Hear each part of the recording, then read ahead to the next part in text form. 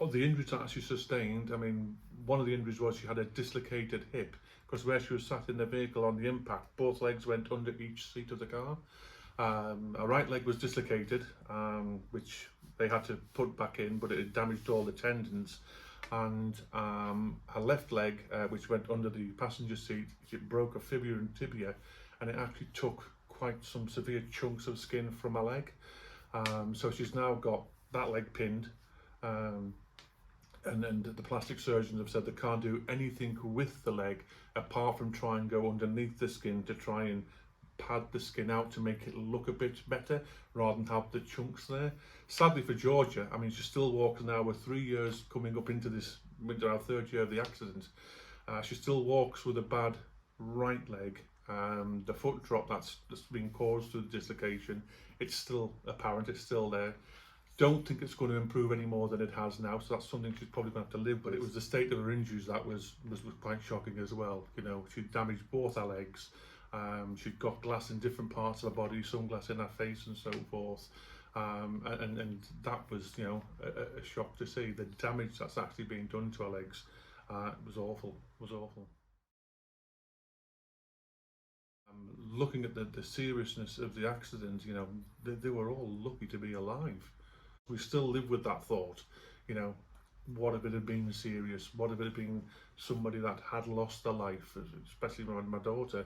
You know, that will always be with us, always be with us. The one thing I would always sort of say it should become law now is that once you pass your test, it is, you know, mandatory that you have to have a black box fitted. Georgia's got one. She's just renewed her insurance. She didn't want one this time round, but I turned around and told her if she wants my help to get the insurance, she has to go another year with a box. My 3 boys, they all had boxes when they passed the tests. And the thing for me is you learn to pass your driving test. Once you've passed your test, that's when you actually learn to drive. But you can monitor it, you can see how that person's driving.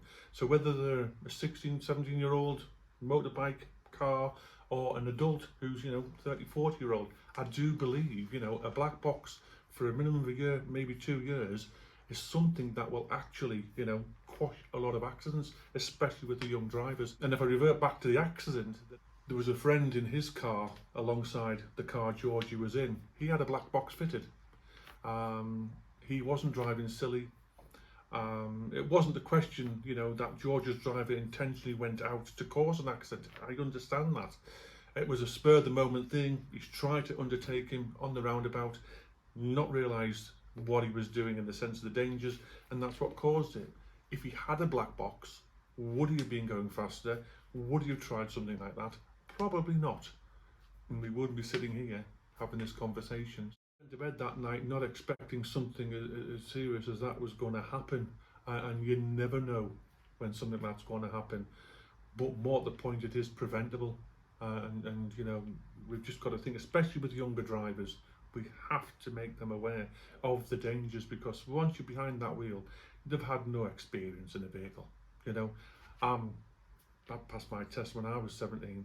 You know, it's 40 years ago now. I'm still learning. You know, there's things I don't know or haven't done, shouldn't have done that.